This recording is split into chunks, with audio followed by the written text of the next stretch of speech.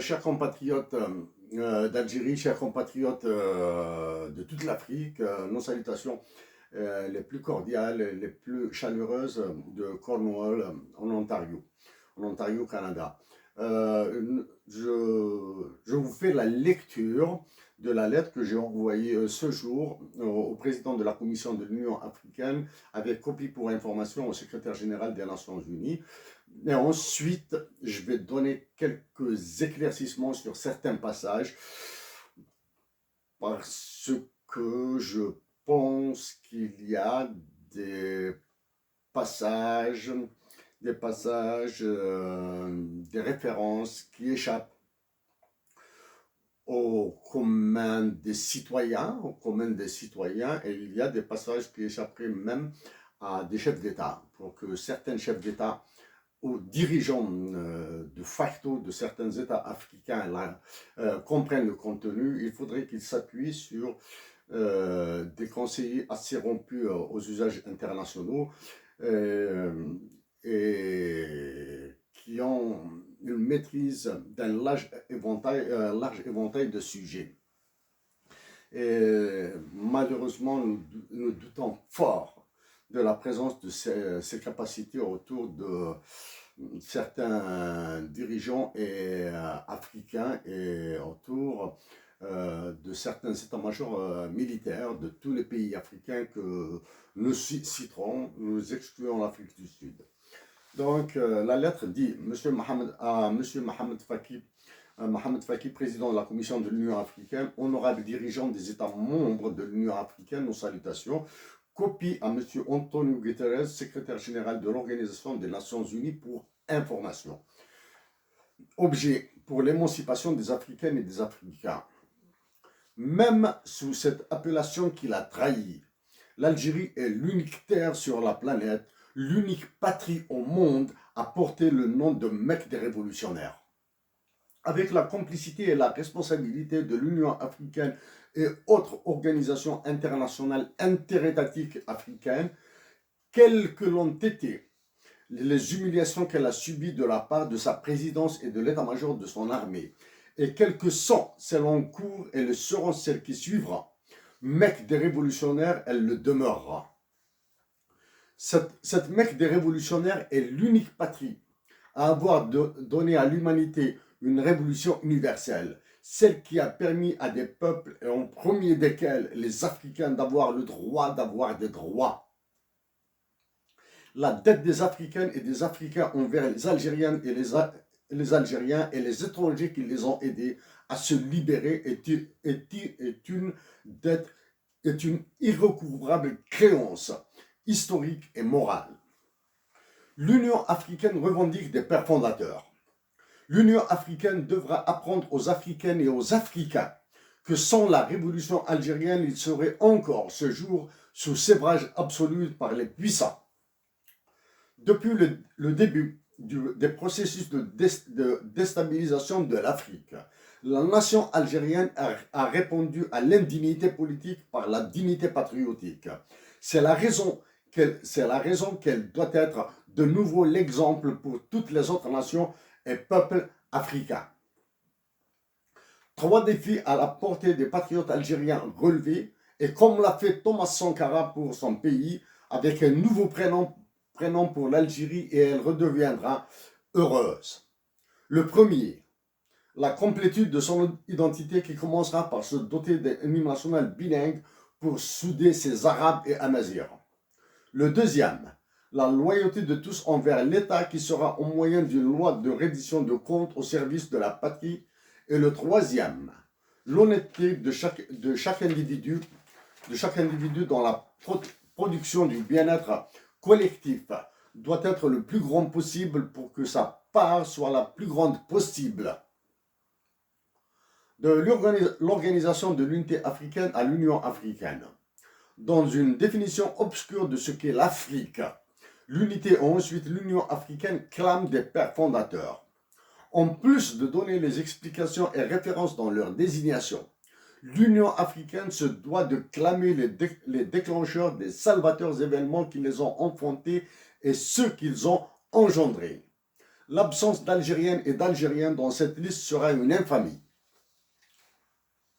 Les droits de l'homme et de la nature en Afrique. La Bolivie s'est rapproprié sa terre et sa nature. Elle les a constitutionnalisés dans sa loi sur la terre-mère. En Nouvelle-Zélande, les grands singes ont le statut de personnes humaines. En Inde, ce sont les dauphins qui ont celui de personnes non humaines. Est-ce que les Africaines et les Africains sont moins égaux ou supérieurs aux grands singes et dauphins? Malgré une charte des droits de l'homme et des peuples, l'Union africaine n'a que bureaucratisé leur concrétisation. De ce fait, elle est la complice des dirigeants de ces États membres qui les violent et donc prouve qu'elle est incapable de mettre un terme aux dictatures et régimes policiers qui sont en son sein. Dans ce domaine, celui des droits de l'homme et de leurs violations, plus que tous les autres pays membres de l'Union africaine, l'Algérie est la cible permanente de l'Union européenne qui agit pour les intérêts de ces pays membres et de la France en particulier. Ces derniers temps, ce sont des agents du Haut Commissariat des Nations Unies aux droits de l'homme qui ont rejoint le bal. Ces manœuvres sont d'une pourriture inouïe. Ceux qui ne maîtrisent pas les rouages, procédures et gradations d'une dénonciation, interpellation, condamnation et sanction dans les mécanismes des organisations internationales en font un vacarme médiatique alors que les États européens pris à l'unité disent le bien des dirigeants de ces mêmes États membres de l'Union africaine. Nous avons réagi formellement et violemment aux attaques du Parlement européen et de sa diplomatie et politique de sécurité. Nous leur avons proposé de nous présenter devant ces élus pour confirmer cette violation et de discuter les aspects ancillaires aux droits de l'homme. En demeurant silencieuse sur les violations de ces droits, l'Union africaine donne une première preuve qu'elle est soumise aux pressions des dictateurs africains et prédateurs étrangers qui ne veulent que les richesses du continent, les naturelles, celles sous terre et les humaines qu'elle prend via les migrations, lesquelles, pour certaines d'entre elles, se retournent contre l'Afrique. Conflit et paix en Afrique. À cause de la faiblesse de l'Union africaine, laquelle est la somme de celle de ses membres, l'éloignement de plus en plus de la paix est causal à l'augmentation de conflits dans notre continent. La situation s'empire avec le processus de dislocation de certains de ces pays comme le Nigeria, le Cameroun, le Soudan et la Libye. Vient s'ajouter par le diabolisme de la France et de son président Emmanuel Macron. La dislocation du Niger, du Mali, laquelle est actée depuis le dernier sommet du G5 Sahel de N'Djamena, et celle visée de l'Algérie. Ces dislocations sont facilitées avec la disparition du sentiment de propriété des peuples et nations africaines de leur patrie et sont aggravées par l'illégitimité de certains dirigeants. Ces derniers étant additionnellement soumis au chantage des organisations internationales tant étatiques que non étatiques. L'élément principal de son chantage sont des procès judiciaires ou ad hominem. Le secondaire, est lié à leur corruption, fortune douteuse et blanchiment d'argent. La dislocation et soumission des États africains, cas de l'Algérie. Malgré les horreurs politiques, économiques, sociales et judiciaires qu'ils subissent, des Algériennes et Algériens arrivent à maintenir l'État debout, à préserver l'intégrité du territoire. L'Algérie, à la différence de l'Égypte et de la Tunisie, a subi son processus de déstabilisation par des changements de sa constitution. La dernière est un chiffon. L'avant-dernière est un texte bâtard. Depuis 2 années environ, elle est secouée par de monstrueuses manifestations montées par des pays de l'OTAN et relayées à partir de certains pays de l'Europe de l'Est, de l'Europe orientale. À l'intérieur, elles sont animées par des agitateurs suivis par des franges de la population innocente et naïve, usée par la répression et la privation. Avec la désastreuse gestion des manifestations et l'inanité des réponses aux revendications légitimes de la nation, l'État algérien qu'il faut ramener à l'état-major de son armée, parce que lui-même est traversé par des rapports de force de clan et impacté par les fuites de certains de ses officiers et la détention d'autres, a commis le sacrilège de constitutionnaliser cette déstabilisation. La révolution algérienne est sa suprême humiliation. Elle est l'œuvre de la France et de son actuel président qui a vengé l'organisation de l'armée secrète née dans son pays et qui a refusé l'indépendance de l'Algérie. De plus, il a imposé à l'État algérien et aux Algériens le sévrage de l'écoute et exécution de leur somptueux hymne national mis en vers par Moufdi Zakaria, un mozabite d'extraction amazigh, et sous l'initiative de Ban Ramdan, un kabyle de la même extraction. Cette réalisation et ces deux figures ont cristallisé la solidarité entre les Algériens qui ont ainsi fédéré leurs forces pour atteindre l'objectif fondamental, l'indépendance. Notre hymne national contient 4 vers dénonciateurs de la France. Combien d'années faudra-t-il remonter pour se rappeler son dernier chant? Un autre élément, et pas des moindres, un référendum sur la Constitution sur un texte nauséeux et nauséabond a été organisé un 1er novembre, jour anniversaire de la guerre de libération.